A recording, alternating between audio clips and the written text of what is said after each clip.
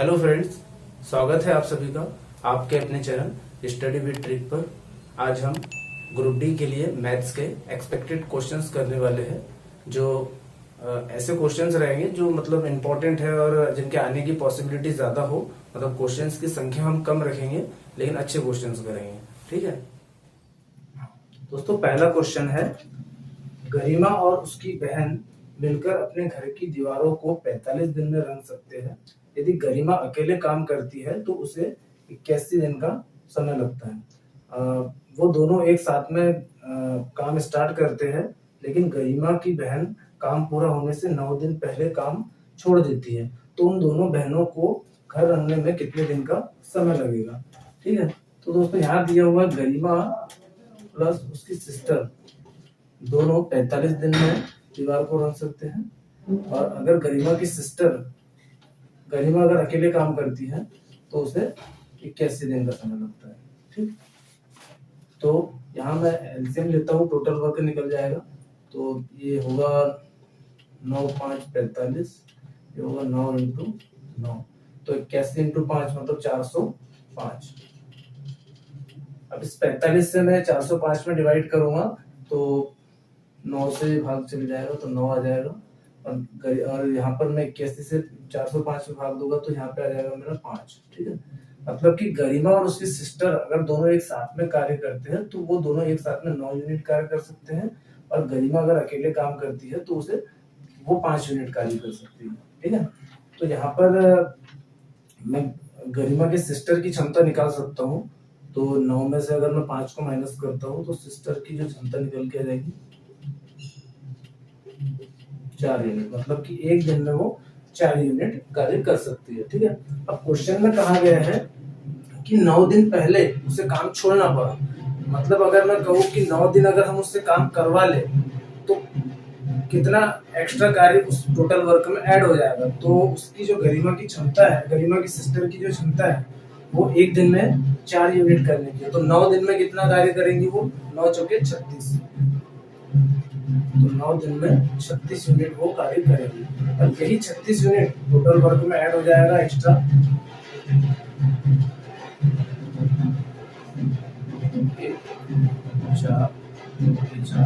अब ये दोनों साथ में कार्य करेंगे तो कितने दिन लगेंगे, तो 9 से मैं इसमें डिवाइड कर दूंगा तो 9 चौके 36 और 9 21, तो हमारा आंसर क्या होगा दोस्तों, 21।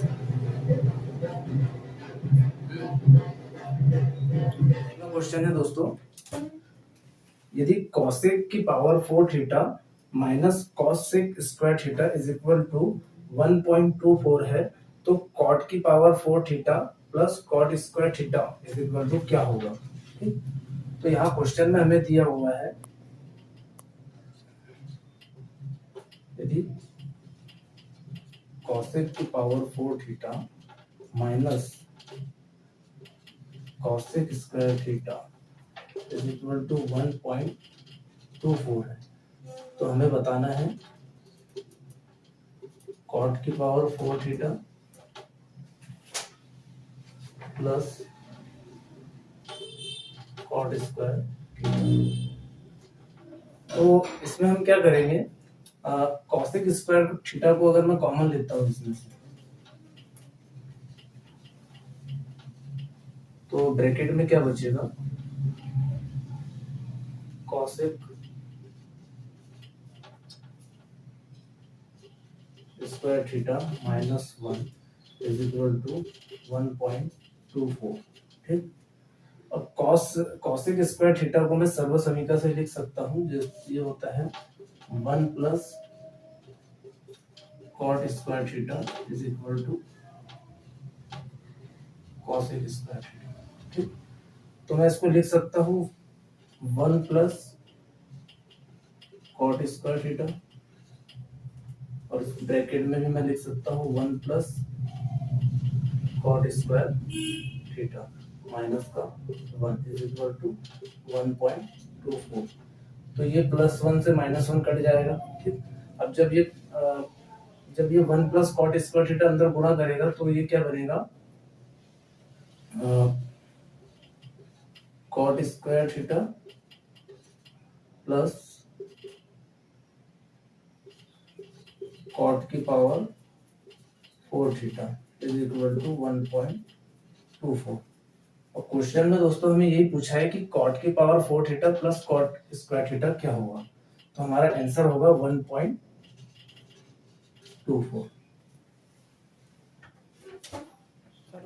अगला क्वेश्चन है दोस्तों कि जॉन किसी दुकान में 3 वस्तुएं खरीदता है। वस्तु ए का मूल्य वस्तु बी के मूल्य के 2/3 के बराबर था, जबकि वस्तु सी का मूल्य वस्तु बी के मूल्य के 3/4 के बराबर था। यदि वस्तु ए का मूल्य 88 रुपए था तो सी का मूल्य हमें बताना क्या था। ठीक, तो हमें क्वेश्चन में दिया हुआ है जॉन का जो मूल्य है वो जॉन किसी दुकान ए का मूल्य दिया हुआ सब ए का मूल्य बी के 2/3 के बराबर है। तो मैं यहां से ए और बी का रेशियो निकाल सकता हूँ 2:3। ठीक, और इसके बाद में क्वेश्चन में दिया हुआ है कि बी वस्तु सी का मूल्य बी के 3/4 के बराबर है। वस्तु सी का मूल्य बी के 3/4 के बराबर है, तो इन दोनों का भी रेशियो में निकाल सकता हूँ बी और सी का।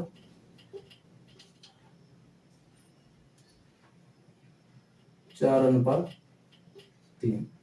तो बी दोनों तरफ कॉमन है, तो बी मैं बी को इक्वल करूंगा तो यहाँ पे 4 से मल्टीप्लाई करूंगा, इधर भी 4 से मल्टीप्लाई करूंगा और इधर मैं 3 से गुणा कर दूंगा, इधर भी 3 से गुणा कर दूंगा। तो ए बी सी का मेरा रेशियो निकल के आ जाएगा यहाँ पे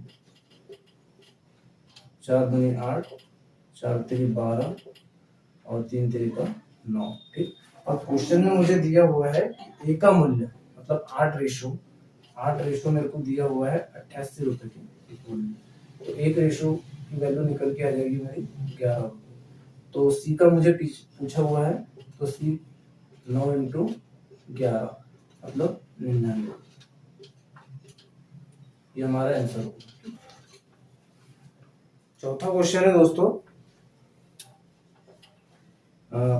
कि पिता पुत्री और पुत्र के परिवार में मतलब 3 लोग हैं। मैं पिता की आयु पूरे परिवार की औसत आयु की दुगनी है और पुत्री की आयु परिवार की औसत आयु की आधी है। यदि पुत्र की आयु 10 वर्ष हो तो पूरे परिवार की औसत आयु क्या होगी। ठीक, तो यहाँ पर 3 मेंबर हैं, एक पिता है और पुत्र है और पुत्री है। ठीक, और हमें क्वेश्चन में दिया हुआ है कि पिता की जो औसत आयु वो पूरे परिवार की औसत आयु की दुगनी है। अगर मैं परिवार की औसत आयु को x मान लेता हूं, ठीक, तो पिता की औसत आयु क्या होगी 2x।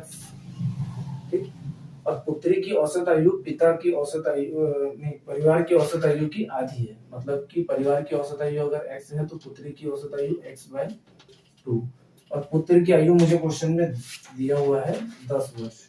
ठीक, तो दोस्तों औसत क्या होता है आंकड़ों का योग बटे आंकड़ों की संख्या। ठीक, तो अगर मैं इनको टोटल इक्वल कर देता हूं तो 2x plus x/2 plus 10 divide करूंगा 3 से, ये हो जाएगी पूरे परिवार की औसत आयु x के इक्वल में।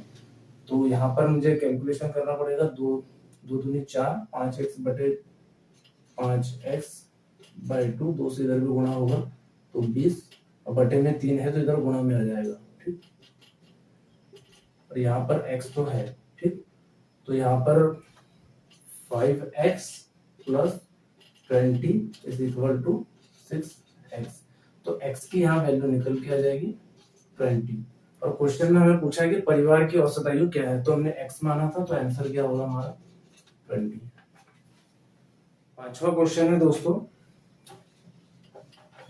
पायल, गीता और रोशनी की आय का अनुपात 6, 7 और 8 है। ठीक है, और उनके व्यय का अनुपात 4, 5, 6 है। यदि पायल की बचत 800 रुपए है और उसकी आय 4800 रुपए है तो गीता और रोशनी की बचत ज्ञात कीजिए। ठीक, तो इसमें हम क्या करेंगे दोस्तों, क्या होता है देखो, जब आय में से अगर हम व्यय को माइनस करते हैं तो हमारी क्या बचत निकल के आ जाती है। ठीक, और क्वेश्चन में हमें दिया हुआ है उनकी आय का अनुपात मतलब इनकम क्या दिया हुआ है, पायल, गीता और रोशनी। उनकी आय का अनुपात है 6, 7 और 8। ठीक। और उनके जो एक्सपेंडिचर है, जो व्यय है, उसका अनुपात दिया हुआ है मुझे 4, 5 और 6। ठीक। अब क्या करेंगे दोस्तों हम कि जब इनकी आय का अनुपात मुझे दिया हुआ है और इनके व्यय का अनुपात मुझे दिया हो, तो मैं इसमें से इसको माइनस अगर कर देता हूँ, जैसे ये 6x में से मैं अगर 4x माइनस कर देता हूँ, तो क्या हमारा आंसर आ रहा है कि पहले मुझसे करके देखते हैं।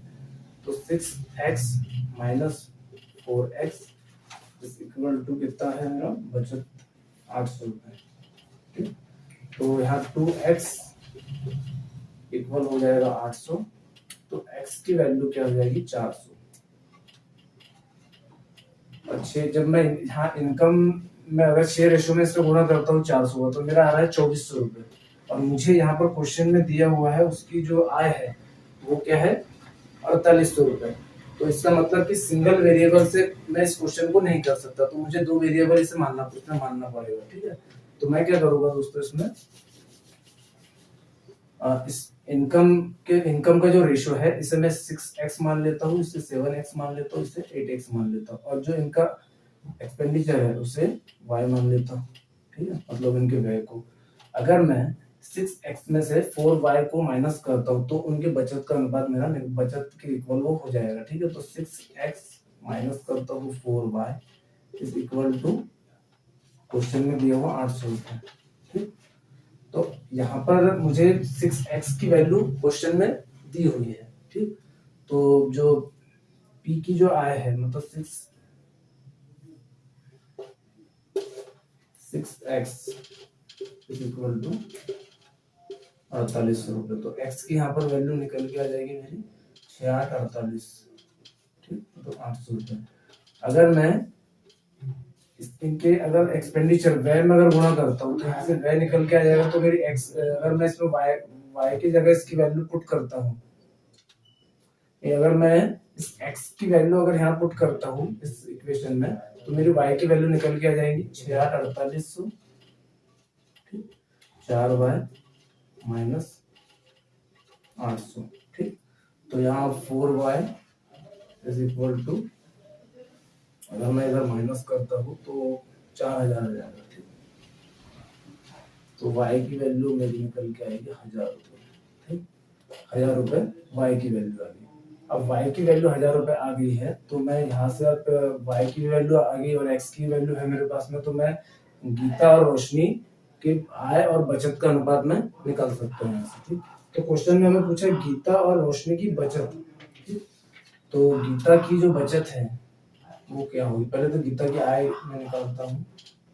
गीता की आय 8 का गुणा करूंगा 7 में,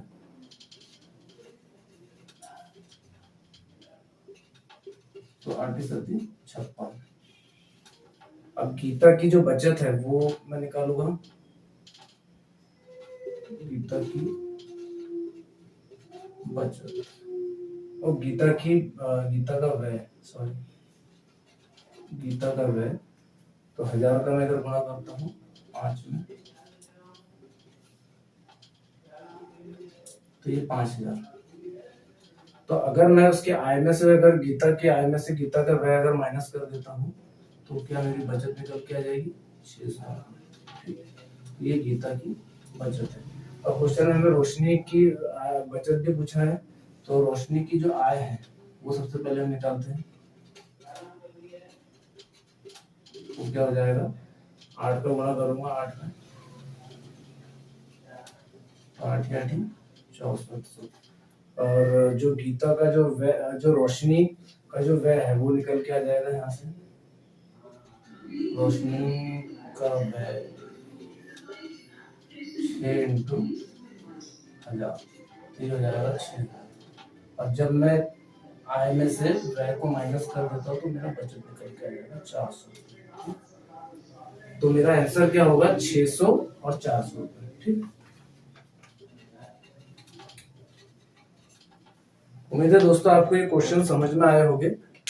इसी तरीके के और अच्छे क्वेश्चंस देखने के लिए हमारे चैनल को सब्सक्राइब करिएगा और लाइक करिएगा, ठीक है।